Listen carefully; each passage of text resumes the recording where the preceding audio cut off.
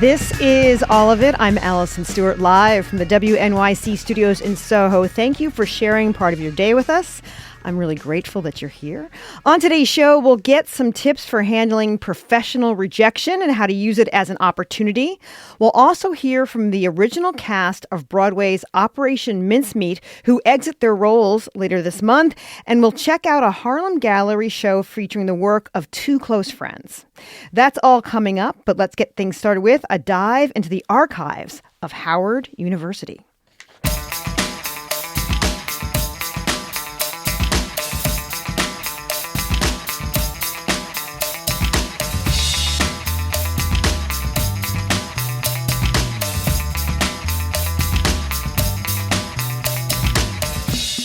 A new podcast mines the archives of Howard University to tell the stories of the people and movements that shaped history. It's titled On the Yard.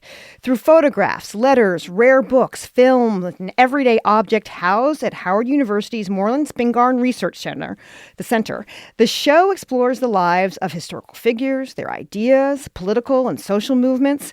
For example, a recent episode examines what Gordon Parks' work reveals about the 20th century Black experience. Another episode reflects on the tenure of Howard University's first Black president, Mordecai Johnson, as well as an episode on the legacy of student protests. On the Yard is out now. You can listen wherever you get your podcast. Joining us to discuss is Benjamin Talton, host of On the Yard and executive director of the Moreland Spingarn Research Center. Ben, welcome to All of It. Thank you, Allison. And also joining us is Dana Williams, professor of English literature and dean of the Howard University Graduate School, who was featured on the episode of On the Yard podcast about protest. You may remember her from her appearance on this show for her excellent book, Tony at Random. Hey, Dana. Hey, Allison. Glad to be here. It's nice to talk to you again. So, Ben, the Moreland Spingarn Research Center at Howard University hosts one of the largest archives in Black history in the United States. When you think about the Research Center, what are some of the most noteworthy items you have? Just to give people an example. Well, first of all, Allison, let me just say I'm a huge fan of your show. I'm a member of WNYC, proud New Yorker. Woo-hoo. So this is an honor. My wife is smiling. Yes, I'm a Howard alum. Spent a lot of time as an undergrad at Moreland Spingarn. And that setup you did for the podcast was beautiful, by the way. Hopefully we could just crib it and just use it always. It's yours. That was absolutely perfect. So the Moreland Spingarn Research Center, for New Yorkers, we could say, is sort of like the Schomburg, that's our sister institution, but at a university. So we're the university's archive. We say we're the largest privately owned repository of books, ephemera, and artifacts on the global Black experience, we're proud to say, in the world. So many gems. It's hard to pick one or two, but we could say Frederick Douglass was one of the longest serving members of our Board of Trustees. Iconic abolitionist, writer, essayist, most photographed person of the 19th century. We have some of his papers downstairs. I'm sitting in my office on campus right now. I can go 2 stories down and have my hands on handwritten notes from Frederick Douglass. We also have collections from Paul Robeson, Lucy Diggs Slowe, the first African-American woman dean of any university in the country. And also organizations like Jack and Jill of America, AKA Sorority Incorporated, shout out. Congressional Black Caucus, Trans-Africa. You see, I do this for a living, so I can go on and on and on. We have countless gems downstairs in our archive, and I'm very excited to bring some of these treasures to the public through the podcast. Yeah, why did you decide this was the right time for the podcast to start? Good question. I don't have a perfect answer. All I'll say is I'm a historian, and Dana and I have been speaking about this for 4 years. I'm a historian. I could write a book on Howard's history. Very few people get their history from books written by people like me. And so Dana and I always talk about how do we get Howard's history, Howard's culture to our students first and foremost, and then to the wider public. So we have a beautiful exhibition on Gordon Parks' photographs in our museum. We have the podcast. We have the International Black Writers Festival. We have public speakers who come to campus. So we want to work through a multiplicity of ways and venues to get our materials to the public. So the podcast, I thought, students first, but Howard as a window to the global Black experience. Yeah, Dana. And podcasts are popular these days, so let's go for it. Yeah, Dana, let me ask you, why did you think now was a good time to start a podcast? It was so important for all of the reasons that Ben mentions, but top of mind for me too is we're at a time when Opportunities to access our history are shrinking instead of growing unless you make them publicly accessible. Everyone can't come to Howard's campus to Moreland Spingarn, even as the campus is open. There are people who work in our public service unit who cringe at the fact that the campus is that accessible, but we're excited about it. As academics, we want people to come in, but everybody can't come in, but everybody can hear about what's there and learn a lot. My own experience with it, for instance, is I was working on the Tony at Random book when I went to look for Toni Morrison at Howard from 49 to 53, discovering the James Butcher papers and seeing pictures of her on the stage as an actress, like literally blew my mind. Had I not been in Moreland Spingarn, seeing that, I would not have known, had not an archivist pointed me in that direction. So the podcast gives us the opportunity really to say, here are all of the gems that are there, and anything that piques your interest, take a listen and see what you can find. So Ben, explain to people why it's called On the Yard. So On the Yard is a play on, most universities have a quad, and we have an iconic quad. We call it the Yard. It's right in the middle of campus. The buildings around it were designed by African-American architects, Albert Cassell, Hilliard Robinson. And it's the central meeting place for students. It's where homecoming takes place, is when sororities and fraternities have their probates when they come out in the spring. This is where they come out and show themselves to the public. So it really is the center of campus. So the idea of on the yard, we used to say that when we were undergrad, I'm going to meet you on the yard. Where are you going to be? I'll be on the yard. Where's it taking place? On the yard. So the idea is to bring the yard, which is the center of our campus, to the world. Dana, what does the yard mean to you? All of those things. It's just, I'm almost getting goosebumps as I think about it. Like it's this sacred place. And I'm remembering too, the year that Kamala Harris was the commencement speaker. Beautiful address, like incredibly remarkable. Then Eleanor Traylor gives this address where she talks about the yard and the place goes wild. And it's like this funny moment where Kamala Harris is like, who is this woman and how did she upstage me? So I thought about that most immediately because all of the things that the yard means to people, it's the convening space. As Ben said, the sororities and fraternities there on Fridays at noon or Wednesdays, if it's like Pretty Wednesday, the diaspora tree where the Caribbean students are. It's really a global place. And it reminds me too of that notion that we see in Kwame Ture's Stokely Speaks, where he says at Howard, you got everything and its opposite in the African world in one place. And on the yard, you see everything and its opposite. You got students who can pay everybody's tuition. You got students who don't know where they're going to make it through the rest of the week. And the yard is a place where all of those folks come together and we get to like have ciphers and like hash out ideas. So you got the swing from conservative to the most radical, working out ideas, really in the interest of the global Black community. I get goosebumps too. I think about every major figure in America. Well, that's an exaggeration. Many major figures in American history have spoken on the yard, whether literally on the yard, Muhammad Ali, when he was protesting Vietnam, Rankin Chapel, which is on the yard, Martin Luther King, Kwame Nkrumah, first president of Ghana. Graduation takes place on the yard if it's not raining.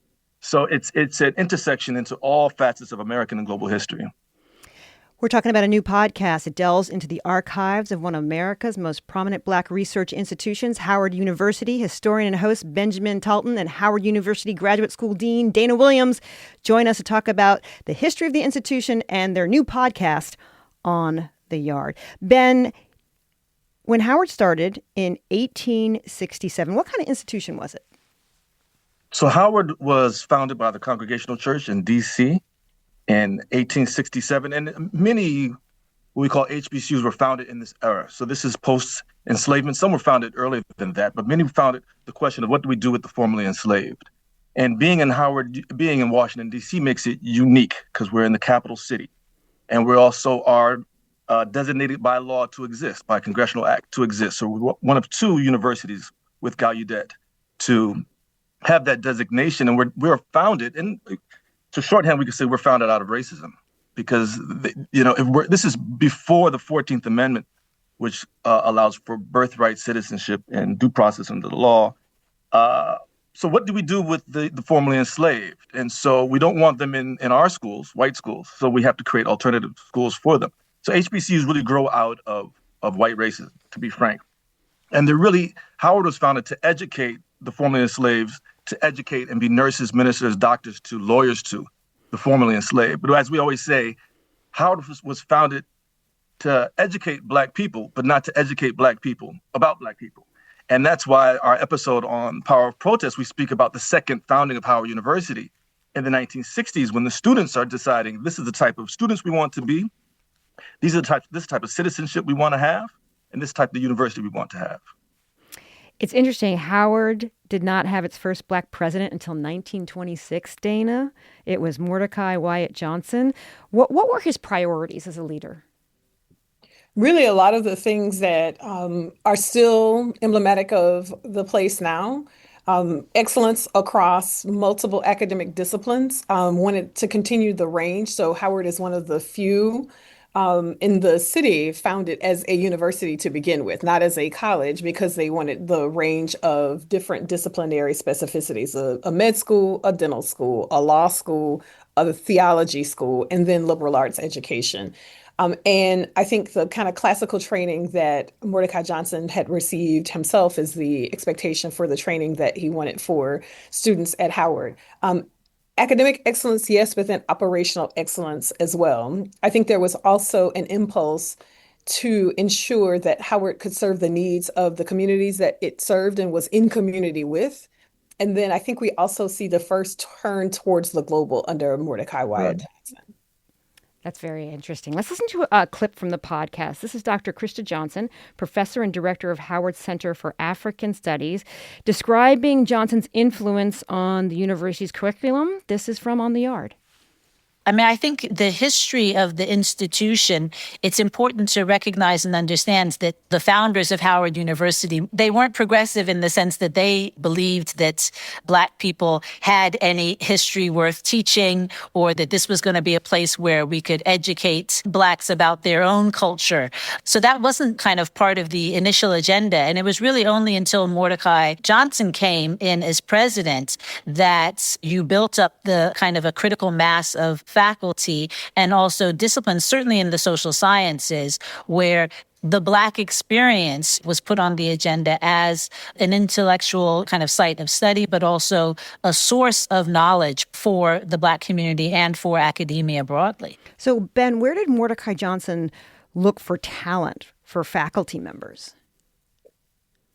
One of the issues that we had in he's mid-20th century into the 1960s is that many African-American intellectuals didn't have anywhere else they can go except for Black universities. They couldn't teach at white universities. And so Howard, being the most well-endowed private, being in Washington, D.C., we benefited from the location to attract these talents on here. Not to say that there weren't already very talented people here, but he almost tripled the size of the university, quadrupled the size of the budget, really, as Dana's saying, made it an international, purposefully made it an international institution. He was very deliberate about Howard being the center for the study of Gandhi's nonviolence. And he's going to build that up through hiring Benjamin Mays to be dean of the School of Religion and Howard Thurman to be dean of Rankin Chapel. These are all folks who are global in mindset, very Pan-Africanist, but also have a valorization of what Gandhi's doing in India as a model for what African Americans are going to do in the 1960s. In fact, we're talking about On the Yard before Mordecai. Well, no, this is during Mordecai. The first lunch counter sit-ins were launched from the Yard. This is a group of women, mostly freshmen members of the NAACP chapter here on campus, marched down to U Street in the neighborhood of Shaw, which is predominantly African-American, but the lunch counters were still segregated. And this is in 1943, so 17 years ahead of Greensboro. And this is under Mordecai. They're taking him seriously. He's saying we're the center for the study of Gandhi's nonviolence. Well, let's put that into action. But then we run into some tension because we get federal appropriations. So you have these young ladies on U Street protesting segregation, screaming equality, and then members of Congress don't like that too much.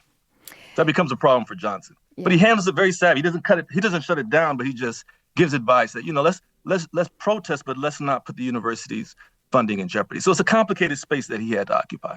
Yeah, let's talk about your episode on protest, which was excellent. And it's interesting because we have a call on line one, and James went to Howard in the 60s.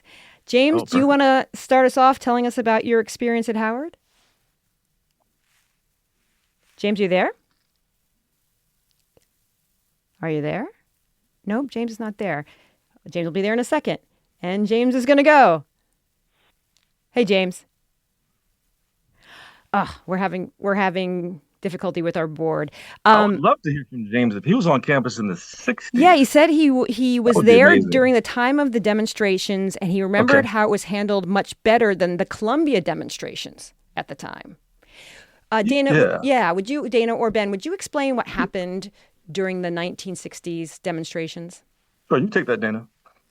Well, it was a battle for the soul of the university in some ways, where the students were reflecting what was happening in the country, where you saw what some people tried to depict as these stark divisions. I would argue that they never were as stark as like SNCC, the young folks and the elders. I think everyone was clear that you had to have people on both sides. It was a good cop, bad cop situation, but the students insisted they wanted a Black university, which meant that they had to study topics that were of relevance to what was happening in the world. As African countries are declaring their independence and throwing off imperialism, what does it look like to continue to be in a colonialist model of education on paper or formally? And to be clear, it was always happening in both places on campus. One of the things I've done with some things from Moreland Spingarr, for instance, with the med school, as I think about medical humanities work, is how we foreshadowed some of the disciplinary so-called innovations because we didn't have a choice. Textbooks for medicine would talk about what happens when your skin turns pink. Well, Black people's skin doesn't turn pink. So in the space, or at least some shades, right, of us don't. But what we would see happening is we would follow the traditional textbook, but then we also had like the external thing that was happening. Part of what the students were asking for in that protest is we don't want that thing to be on the periphery. We want to be the center of the space. I also think about it in the context of the way Du Bois described it, where you're the center of the world. That doesn't mean anybody else is on the periphery. It just means your home space should be valued and completely privileged. And faculty were supportive, administrators were supportive, but you also had to figure out how to do the thing that Ben mentioned before. How do you navigate that in a world that's on fire and expecting you to follow the line, to toe the line? And students said, we don't want to toe the line. And what administrators and faculty were able to do is to say, this is your university at the end of the day. You have to make it, we have to make it what we want it to be. All right. And it's a little bit different from the Columbia moment in the sense that I think you had administrators who were either publicly or secretly supporting and ensuring that the moral conscience stayed at the center. There was never an equivocation around, no, we will not be this. It was, how do we negotiate being that thing that we want to be? Actually, we got Ben back. Not Ben back. We got James back. Don back, James. Yeah. James, are you there? Yes, I am. All right. So I went to Howard in 67. I started in 67, and we had a campus takeover by the students in 1968, at the same time, if not before, Columbia University. And one of the triggers for taking over, besides the Black historical perspective, was that there was mandatory ROTC, Reserve Officer Training Corps, for all Black males on campus.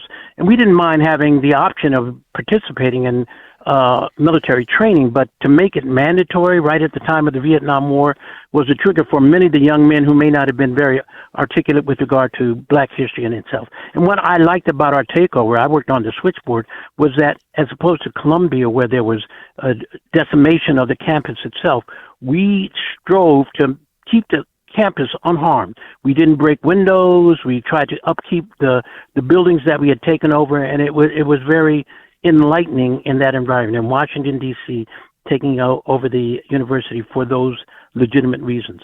Thank you so much for calling in, that. James. Yeah, Ben, what's your response? Just a little context. Thank you, James, for that. But just for context, we're in the James Nabert years. So this is the second Black president. We're talking about Mordecai Johnson, first Black president. In 60, he leaves, and James Nabert comes in as the second Black president. But what James points to, and I've heard different iterations of this, is just how well organized these protests were. People had roles, they had meetings, they had study groups, and they had trainings. But it also makes me think of, and also the idea that there's so much respect for the campus, not to break windows, not to do graffiti on buildings, right? When they put up a sign on the building, Black University, they were declaring, we're renaming this Howard University Black University. It was a declarative statement.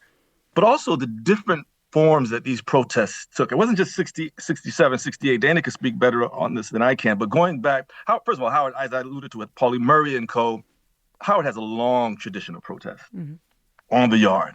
But we think about the 2-year campaign to get a homecoming queen that was allowed to wear her unpermed hair. Robin Gregory in what was that, 66, Dana? And that was a 2-year campaign, I believe, by law students. You think just wearing your natural God-given hair was a form of protest. Also, some of the classes that professors were offering, we're the first university to consistently teach African history as a class. Leo Hansberry, the professor who taught this class, got pushback from the university, but the students demanded it. Students were enrolling in it. So the protest that, let's just say it's a 30-year process. It's taken all sorts of forms. It's not just taking over buildings. It is that. It's teaching classes. It's wearing the clothes that you want to wear and the hair that God gave you out of your head. Has working on this podcast challenged your thinking about anything? In thinking about the school and thinking about the curriculum? Have you had to stop and think wait a minute, let me rethink that, Dana? I'll say yes. It has changed me in 2 ways. So as an administrator, I struggle to really walk that line. Fundamentally, I'm probably more radical than even my parents would have been excited about. So trying to find ways to support the students, but also being mindful of what our limitations are. So a big part of it for me in terms of the change is I move towards transparency and as much information gathering and say, let's get the best folks in the room and let's find a solution. That's my disposition. The other part of it that changed me is I am challenging myself to stop the dodges. And here's what I mean. One of those classes that came out of the 67, 68 protests was an Intro to Humanities course where we read the quote unquote great books.